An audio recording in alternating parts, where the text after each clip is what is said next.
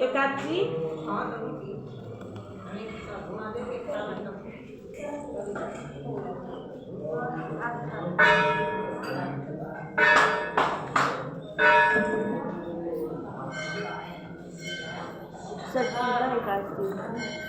सचीला एकादशी की कथा भगवान कृष्ण बोले देवी विदेशी माँ एकादशी कराओ सचीला।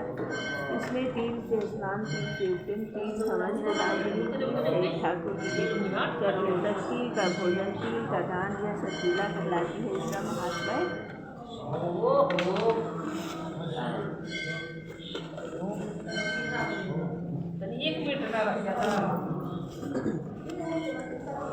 पूरा श्री से जब सुनाया था नारायण को मैंने आगे सुनाया कि मेरी पूजा की जाती है। इस कारण नारद मेरे पास आया और मैंने आंखों देखी बात सुनाई। एक ब्राह्मणी थी, वह चंद्रायणी राज व्रत किया करती थी। व्रत करते दुर्बल हो गई, व्रतों के प्रभाव से हो गई। मैंने विचार किया कि अब यह मरने वाली है, स्वर्ग जाएगी। व्रतों का ध्यान जिसे स्वर्ग का तोसा भी कुछ बन जाएगा। मैंने वैकुंठ लोक को त्याग लोक में आया। 52 सिद्धि से छोटा रूप बनाकर ब्राह्मणी के द्वार भिक्षा मांगने के लिए उसने मुझे मृत्यु पिंड दे दिया। कुछ दिन के बाद शरीर त्याग दिया। व्रतों के प्रभाव से स्वर्ग गई और अपने गृह में केवल मृत्यु पिंड ही देखा, से शून्य था। अपने बिगड़े हुए भवन को देख न सकी। शीघ्र मेरी शरण में आकर पुकार करने लगी, आप अच्छे फलदाता हो, मेरे से नारायण आदि व्रतों का फल कर दिया। मैंने उत्तर दिया, जो व्रत आप किया है पापों को भ्रष्ट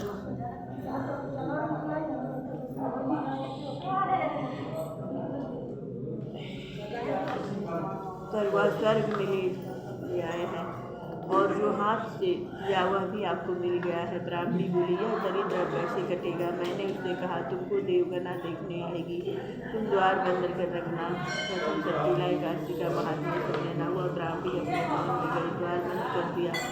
देवकन्या दर्शन आई और कहा, द्वार खोलो, कुछ दिखाओ। ब्राह्मणी बोली, पहले मुझे इस सचीला एकादशी महात्मा को सुनाओ। देव स्त्रियाँ बोली, बिगड़े हुए भाग्य को संवारने वाली सचीला एकादशी है।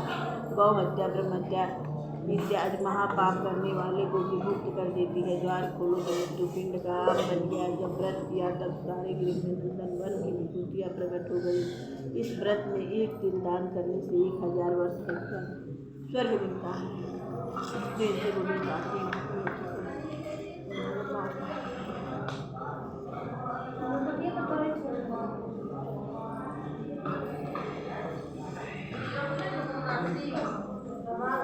दत्तात्रेय जी कहने लगे, महात्मा कथा दत्तात्रेय जी कहने लगे कि हे राजन, प्रजापति ने पापों के नाश के लिए प्रयाग तीर्थ की रचना की।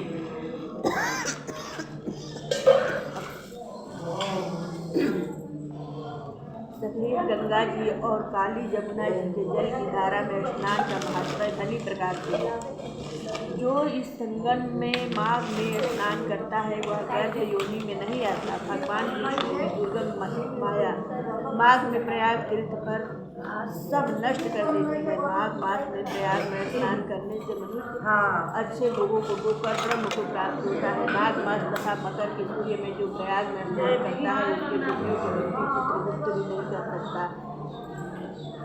100 वर्ष तक निराहार रहकर जो पुण्य प्राप्त होता है वही फल माघ मास में 3 दिन प्रयाग में स्नान करने से होता है। जो फल 100 वर्ष तक योग अभ्यास करने से मिलता है, जैसे सर्प पुरानी पृथ्वी को छोड़कर नया रूप ग्रहण करता है, वैसे माघ मास में स्नान करने से मनुष्य पापों को छोड़कर स्वर्ग को प्राप्त होता है। परंतु गंगा यमुना के संगम में स्नान करने से हजारों गुना फल मिलता है। हे राजन, जिसको अमृत कहते हैं वह यह त्रिवेणी ही है। ब्रह्मा, शिव, रुद्र, आदित्य, मरुदगण, गंधर्व, लोकपाल, यक्ष, किन्नर, अणिमा आदि गुणों से सिद्ध तत्वज्ञानी ब्राह्मणी पार्वती,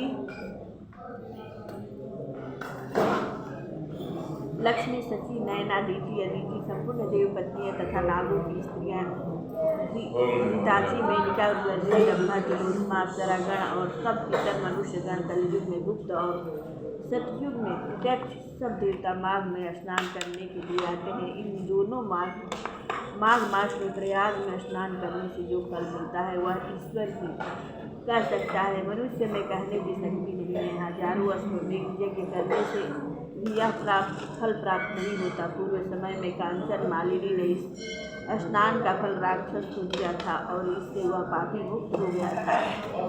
कार्तिवीर कहने लगा कि हे भगवान, वह राक्षस कौन था और कांचन मालिनी कौन थी?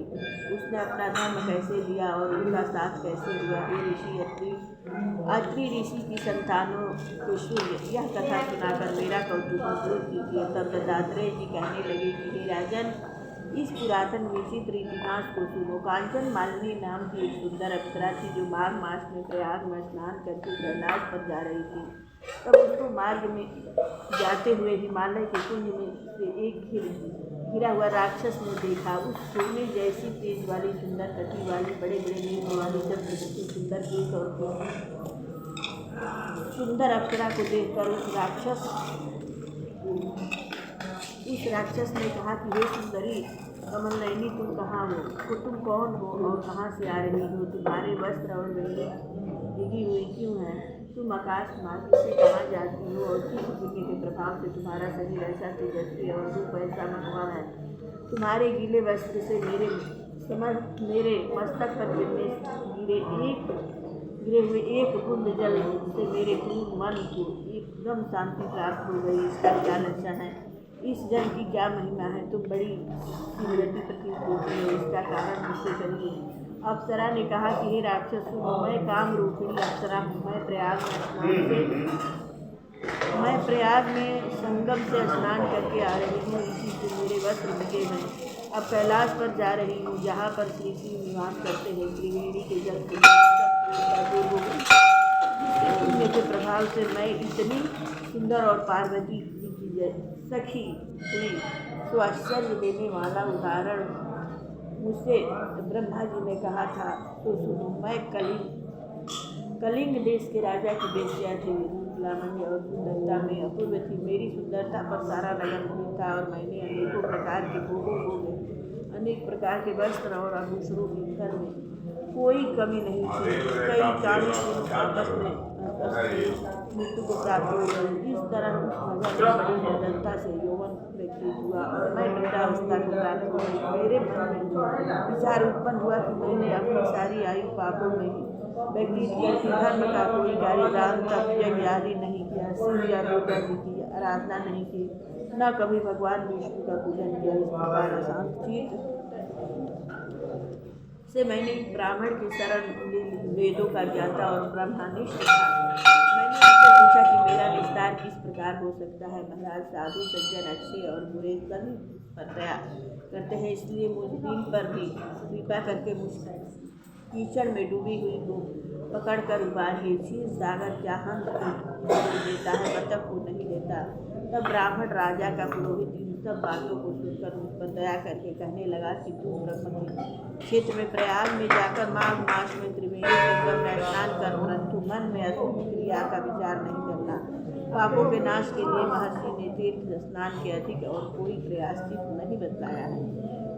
प्रयाग में स्नान करने से तू अवश्य पवित्र होकर स्वर्ग को जाएगी। हे भामिनी, पुराने समय में गौतम ऋषि की स्त्री को देखकर इंद्र ने काम के वशीभूत होकर कपट वेश में उससे क्रोध किया था। इसलिए ऋषि द्वारा श्राप दिया गया और उसका शरीर अत्यंत लज्जा युक्त हजारों भोगों वाला हो गया। तब इंद्र नीचा मुँह करके अपने पाप कर्म की बुराई कराने लगा। मेल पर्वत के शिखर पर स्वच्छ जल वाले सरोवर पर एक स्वर्ण कमल से भरे हुए कुटर में घुस गया और अपने पापों को उतारता हुआ कामदेव की बुराई करने लगा कि यह सब पापों का मूल है। इसके ही वशीभूत होकर मनुष्य नरक में जाता है और अपनी धर्म, कीर्ति, यश और धैर्य का नाश करते हैं। इंद्र ऐसा सोच रहा था, तो इंद्र के बिना सारा देवलोक शोभाहीन हो गया। तब देवता गंधर्व किन्नर लोकपाल प्राणी के सहित